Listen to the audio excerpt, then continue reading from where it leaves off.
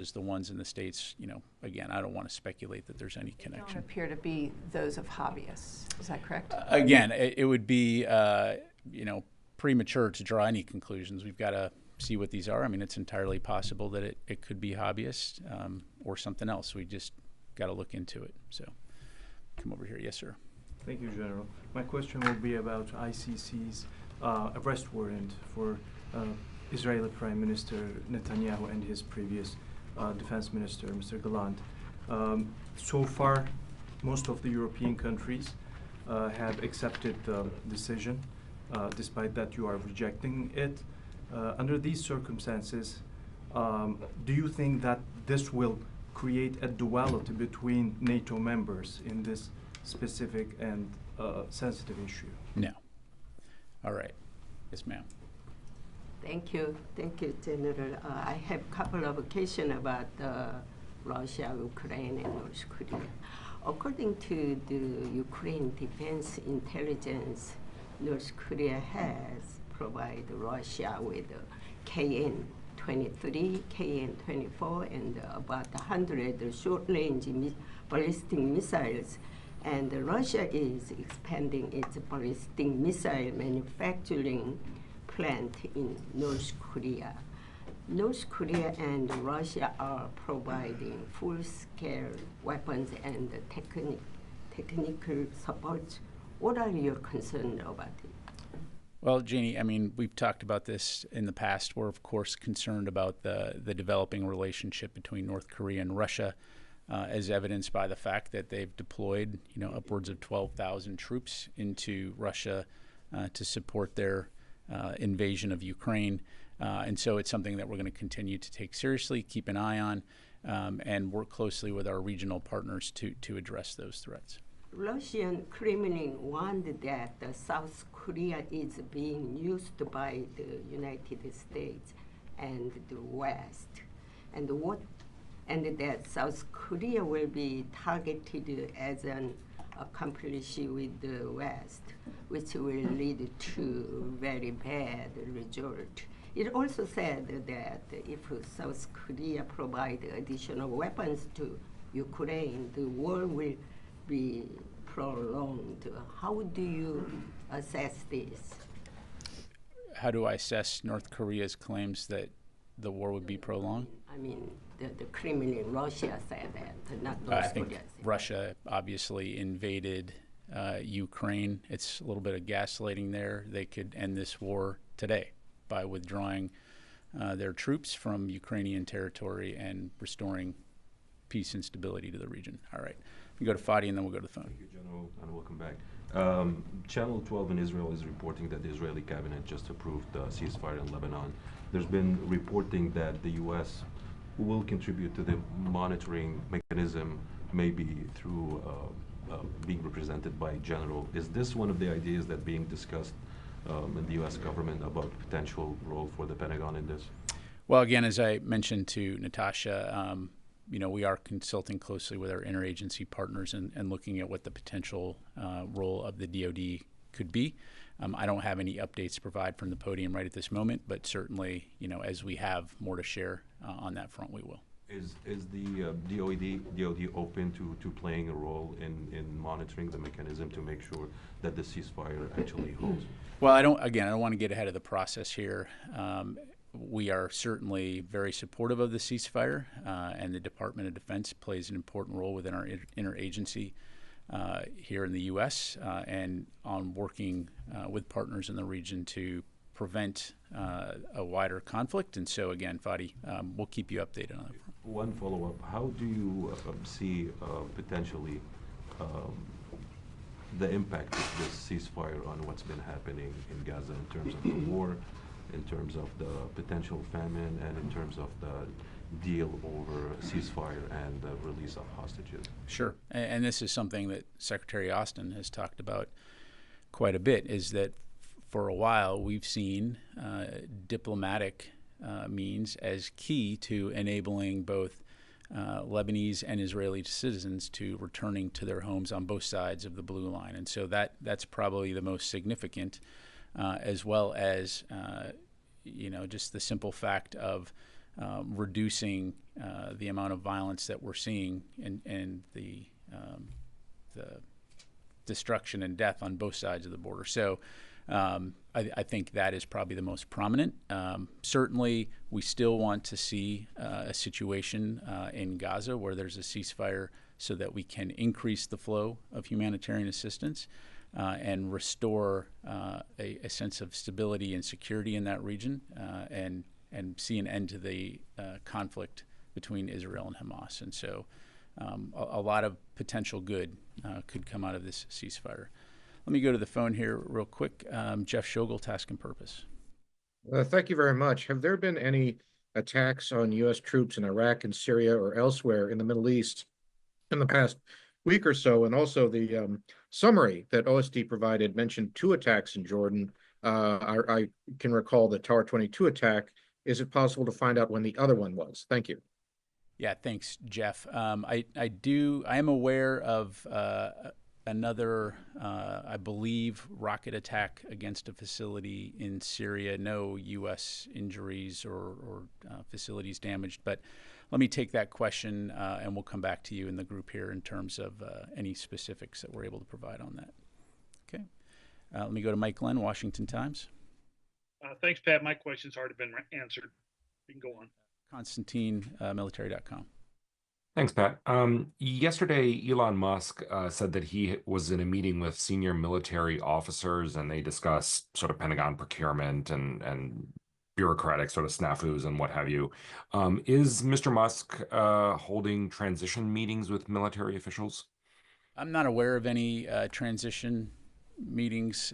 Constantine, as you know, the President-elect's transition team has not contacted the department yet to conduct those transitions.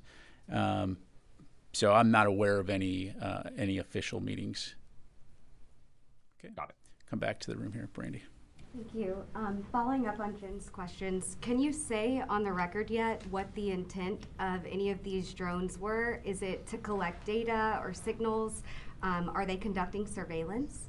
Yeah, I mean, I don't want to drone on here, but the bottom line is, again, still assessing what these are, and, just don't have anything further to pass along. I'd refer you to U.S. Air Forces in Europe, which I'm sure you're in contact with, just to keep in touch on the latest on that. And can you share anything yet about how you guys are detecting or countering them? Again, I don't want to get into the specifics in terms of tactics, techniques, and procedures as it relates to force protection. Certainly, we have a variety of means at our disposal, and we will protect our personnel and our facilities. But, again, just to kind of put this into context, even here in the United States, right, if there are drones that are being flown by hobbyists or some other entity, you want to make sure that you're doing due diligence not only to protect yourself and the safety of others, but also using appropriate measures in order to not inadvertently create second and third order effects. In other words, potentially harming the civilian communities in which we operate in and around. So again, right now the assessment is that these drones have had no operational impact or safety impact on our personnel at any of these facilities. We're keeping a close eye on them. We're, of course, communicating very regularly with the UK host nation authorities, and we'll take appropriate measures, again, to protect our personnel and our people. Sure. Just a quick follow-up. Have there been any drone incidents domestically since October? That's a hard question to answer, Jen, because, I mean, the reality is on any given day, Pat Ryder, hobbyist drone pilot, can fly my drone next to a base and it's in and it's out. And is that a drone incident, or are we talking about something, more serious, where like the Langley incident, where there's multiple drones operating over a facility for multiple days? So, again, I don't have any statistics in front of me, but just the reality is that these small aircraft are now ubiquitous across the United States and the world. I have a very close relative of mine who's a drone pilot, and he flies his drone all over and does amateur photography, and what if that drone gets blown or carried by the wind too close to a facility, or, they don't understand the FAA rules, et cetera, et cetera. So this is something that the department, the FAA, and others are looking at in this modern era of small aircraft. How do we make sure that we're responsibly protecting our assets while at the same time not assuming every single aircraft is going to be a threat? So thank you, Charlie. Welcome back. I hate to go on about it too. However, Please do drone on. I have to drone on. This is the third time in 2 weeks. They appear to be coordinated, persistent operations, not the work of a hobbyist. There are reports out of Britain that 60 military personnel have been deployed, 60 British personnel have been deployed. Does this come down to the MOD? Is it down to the Home Office? I mean, there are other ways of taking down drones without shooting them down. Yeah, and you're right. And again, I won't speak for the MOD. And as I highlighted, of course, the U.S. Military are guests in England, in the United Kingdom, at the invitation of the government of the United Kingdom. So certainly working very closely with the authorities there. We are taking it seriously. We're monitoring, taking appropriate measures. Again, I'm not going to get into the specific TTPs in terms of when and if we feel that we need to take something down. At this point, the assessment is that these do not pose any type of effect on our operations or safety of our personnel. So I don't have an answer. I'd have to refer you to USAFE, but I mean, it's not uncommon if we have small teams that go around the world that are specialists in various capabilities. So I don't have an answer to that question. But I mean, you've got RAF Mildenhall, RAF Lakenheath, RAF Feltwell. All those bases are in close proximity. I mean, literally minutes away from each other. So, again, we'll continue to keep an eye on it. But as of right now, I would just, caution jumping to conclusions about what this is and who's doing it. And we'll just, continue to keep you updated. I have an unrelated question. There are reports that the Russians have begun recruiting Yemenis to the fight. That came out of Ukraine. However, are you monitoring any more cooperation between the Russians and the Houthis in the Yemen area? What I would tell you, Charlie, is nothing significant. And that's just the bottom line. So nothing significant on that front.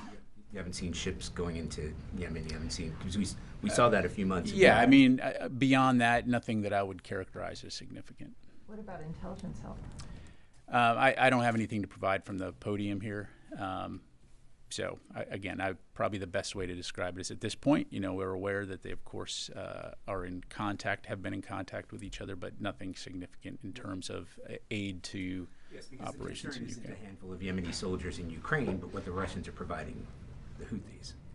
Yeah, and to this point, again, I wouldn't say there's anything significant on that front. And nothing significant in terms of what you were saying something. You didn't finish that. No, I finished the sentence. So nothing significant in terms of cooperation, or? Yeah, I think the question was, are they providing capabilities or are they providing? Yeah, is Russia providing anything to the Houthis in support of their efforts? And no, not that I'm aware of. Right. Okay. Let me just do a couple more here.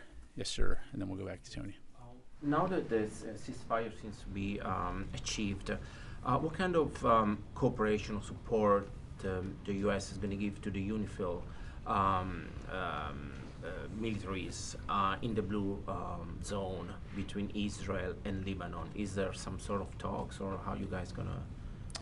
Yeah, just like I relayed to your colleagues, again, I don't have any updates to provide right now other than we've been having those discussions about the potential role for the Department of Defense. And we'll certainly keep you updated when we have something along those lines. I have another question. Are you guys seeing any potential threat from Iran coming up from different Israeli neighbors now that the Hezbollah are blocked? What about the neighbors? The Iranian allies? Yeah, I mean, nothing beyond what we've already seen from Iranian proxy groups. I mean, they obviously still pose a significant threat to Israel and the region, and we'll continue to work with our partners, to include Israel, to defend Israel from those kinds of attacks, but nothing new that you're not already tracking. All right, last question, Tony. One housekeeping question. And what's the status of the annual China military power report? Is that going to come out before this administration changes? Tony, I don't have an update to provide. I don't want to give you bad information in terms of timeline. Obviously, that is a report that we continue to work on, and we'll keep you updated in terms of the release date. An Elon Musk question, not related to transition. Over the weekend, he used a potty mouth pejorative to describe the F-35's design, your largest program in history. What is your response? He implied that the Pentagon should buy more drones and not manned aircraft, but he really took a shot at the F-35. Yeah, as I'm sure you can appreciate, Mr. Musk is currently a private citizen. I'm not going to make any comments about what a private citizen may have to say about the F-35. Thanks very much, everybody. Appreciate it.